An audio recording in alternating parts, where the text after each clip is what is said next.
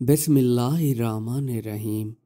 अल्लाह ताला ने कुरान पाक की हिफाजत का ज़िम्मा खुद ले रखा है। कुरान पाक एक ऐसी किताब है जो कि अपनी असली हालत में मौजूद है और ये अपनी असली हालत में क़यामत तक मौजूद रहेगी।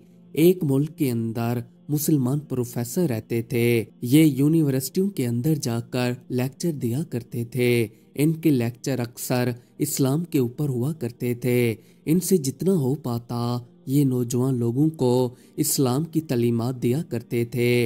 इनका मकसद था कि इनके ज़रिए जितना हो सके और जहाँ जहाँ तक हो इनकी आवाज़ पहुँचे, ये इस्लाम की तालीमात देते। जो नौजवान होते थे वो इस प्रोफेसर का जैसी लेक्चर सुनते तो काफ़ी मुतासिर हो जाते। एक मर्तबा इन प्रोफेसर ने सोचा कि क्यों ना किसी दूसरे मुल्क में जाकर लेक्चर दिए जाएं।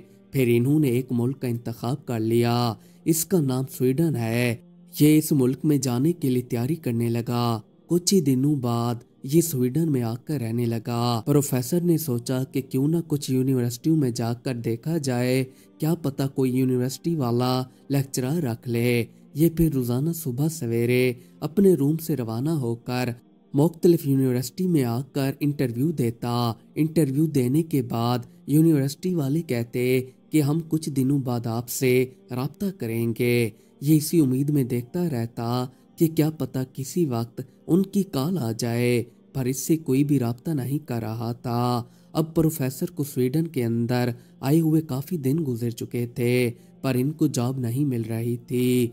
एक दिन ये एक ऐसी यूनिवर्सिटी के अंदर इंटरव्यू देने आ गया जहां पर इन्हें एक इस्लामिक प्रोफेसर की जरूरत थी। यहां पर आकर इसने इंटरव्यू दिया। यूनिवर्सिटी वालों ने कहा कि हम आपको 2 दिन के अंदर जवाब दे देंगे कि आपको हम रखना चाहते हैं या नहीं। 2 दिन बाद इन्होंने प्रोफेसर को कॉल की और कहा कि आप हमारे इंटरव्यू पर पूरा उतरे हैं, अब आप हमारी यूनिवर्सिटी के अंदर आकर नौकरी कर सकते हैं। मुकर्रर दिन के ऊपर प्रोफेसर यूनिवर्सिटी के अंदर आ गया। यूनिवर्सिटी में ये लेक्चर देने लगा। यूनिवर्सिटी के अंदर लेक्चर देते हुए इसे काफ़ी अरसा गुजर चुका था। एक दिन ये यूनिवर्सिटी के अंदर ठहरे इस्लाम के ऊपर लेक्चर दे रहा था। प्रोफेसर ने अपने लेक्चर के अंदर कहा कि इस्लाम एक ऐसा दीन है जो कि बिल्कुल सच्चा है। जो इस पर अमल करता है वो भलाई पा जाता है और जन्नत में सुकून से ज़िंदगी गुजारेगा। ये हमारी रब का वादा है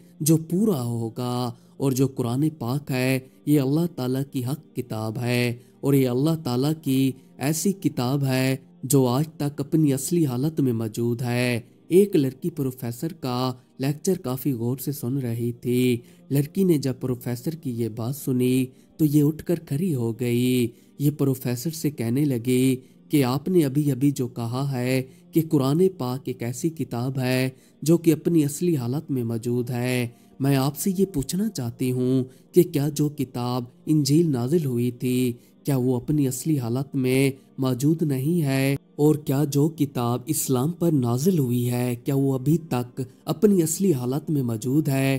क्या हमारे पास जो इंजील किताब है वो असली नहीं है। प्रोफेसर ने लड़की की बात सुनी तो इन्होंने लड़की से मुखातिब होकर कहा कि क्या आप मुझे ये बताइए कि जो इंजील किताब है वो किस ज़बान में नाजिल हुई थी। लड़की ने जवाब दिया कि वो सरयानी ज़बान में नाजिल हुई थी। फिर प्रोफेसर ने लड़की से पूछा कि अब आप मुझे ये बताएं कि इस वक्त ये किताब किस ज़बान में है। लड़की ने जवाब दिया कि इस वक्त इंजील किताब अंग्रेज़ी तर्जमे के साथ मौजूद है। प्रोफेसर ने लड़की से कहा कि यानी कि जो किताब आपके ऊपर सरयानी ज़बान में नाजिल हुई थी वो अब आपके पास अंग्रेज़ी तर्जमे में है। लड़की ने कहा कि हाँ, मैं तस्लीम करती हूँ कि जो किताब हम बना रहे हैं वो इस वक्त अंग्रेज़ी तर्जमे के साथ मौजूद है। प्रोफेसर ने कहा कि अब आप इस बात पर कैसे मुत्तफिक हो सकती हैं कि जो किताब सरयानी ज़बान में नाजिल हुई थी वो आज आप लोग तो गैर तर्जमे के साथ पढ़ते हैं, फिर ये किताब कैसे अपनी असली हालत में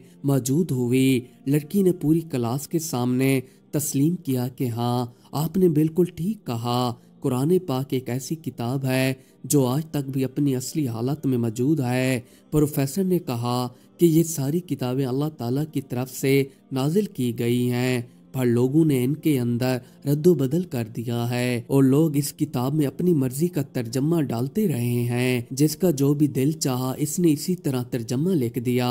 पर कुरान पाक एक ऐसी किताब है जिसके अंदर ज़बर ज़ेर का भी फ़र्क नहीं है और इसकी हिफाजत का ज़िम्मा अल्लाह ताला ने खुद लिया हुआ है और ये किताब क़यामत तक अल्लाह ताला की हिफाजत में रहेगी। एक शहर के अंदर बहुत बड़ा रेस्टोरेंट था। यहाँ पर लोग आकर अपनी मनपसंद के महंगे महंगे खाने खाते थे। इस शहर में बुजुर्ग मियाँ बीवी भी रहते थे। एक मर्तबा बीवी ने मियाँ से कहा कि हम रेस्टोरेंट जाकर मनपसंद की कोई चीज़ खा आते हैं।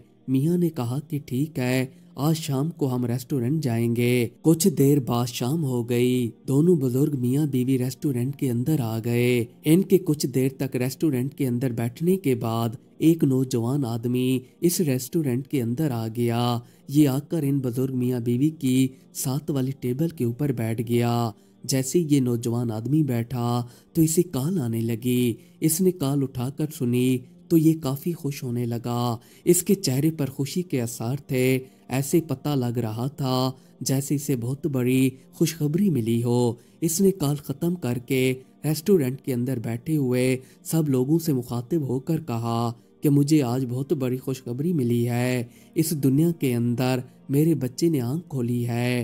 अल्लाह ताला ने मुझे बच्चे की नेमत से नवाजा है। इसी वजह से यहाँ पर आप जितने लोग भी यहाँ पर बैठे हुए हो, आप सब लोगों को मेरी तरफ से मटन कढ़ाई खिलाई जाएगी। आप सब लोगों का बिल मैं खुद अदा करूँगा। कोने में एक आदमी बैठा हुआ था। ये उठकर इसके पास चला आया और आकर इससे कहने लगा कि भाई, मैंने तो पहले से मटन कढ़ाई का ऑर्डर दे रखा था, क्या अब आप मेरा बिल भी खुद अदा करेंगे? इसने कहा कि हाँ भाई, यहाँ पर जितने भी लोग बैठे हुए हैं मैं आप सब लोगों को मटन कढ़ाई खिलाऊंगा। आप भी बेफिक्र हो जाएं, आपका बिल भी मैं अदा कर दूंगा। फिर ये आदमी जाकर अपनी जगह पर बैठ गया।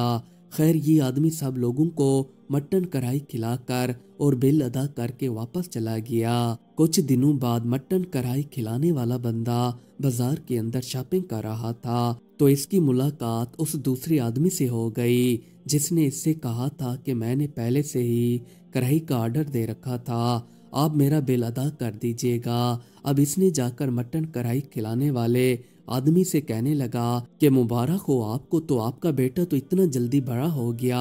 अभी तो कुछ ही दिनों की बात है कि आपने हमें रेस्टोरेंट के अंदर बच्चा पैदा होने की मटन कढ़ाई खिलाई थी। जब इसने ये बात सुनी तो ये इससे कहने लगा कि भाई, ऐसी कोई बात नहीं है, मेरा बेटा तो 6 साल का है। वो कोई और मामला था जिसकी वजह से मैंने आपको मटन कढ़ाई खिलाई थी। वो एक राज की बात थी, इसलिए उस बात को आप राज ही रहने दो। जब इसने कहा कि वो राज की बात थी तो इस दूसरे आदमी को तजस्सुस होने लगा। इसने कहा कि नहीं, अब मैं आपको ऐसे नहीं जाने दूंगा, अब आपको राज की बात बताना ही पड़ेगी। काफ़ी ज़्यादा इसरार करने पर फिर इसने इसको वाक़या सुनाना शुरू कर दिया। इसने कहा कि मैं जैसे ही रेस्टोरेंट के अंदर दाखिल हुआ था तो मेरे साथ वाली टेबल पर बुजुर्ग मियाँ बीवी बैठे हुए थे। बीवी अपने शोहर से कह रही थी कि मेरा आज मटन कढ़ाई खाने को दिल कह रहा है, तो मुझे मटन कढ़ाई खिला दो। इस पर मियाँ अपनी बीवी से कह रहा था कि भला हो तुम्हारा, मेरे पास इतने पैसे नहीं हैं कि मैं तुम्हें मटन कढ़ाई खिला सकूं। हमारे पास पैसे काफ़ी कम हैं जिसकी वजह से हम मटन कढ़ाई नहीं खा पाएंगे। अभी इन दोनों के दरमियान बातें चल ही रही थीं तो मैंने अपने मोबाइल से खुद ही बेल बजाकर आप सब लोगों से मुखातिब होकर कहा कि मैं आप सब लोगों को मटन कढ़ाई खिलाना चाहता हूँ।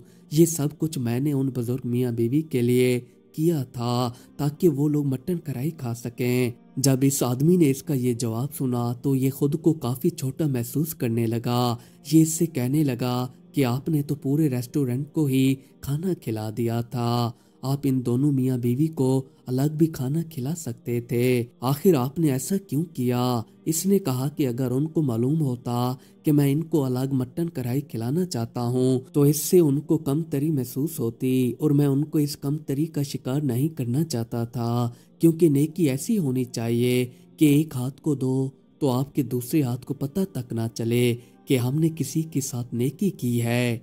مزید اچھی اچھی ویڈیوز دیکھنے کے لیے ہمارے چینل کو سبسکرائب کر لیں۔ شکریہ۔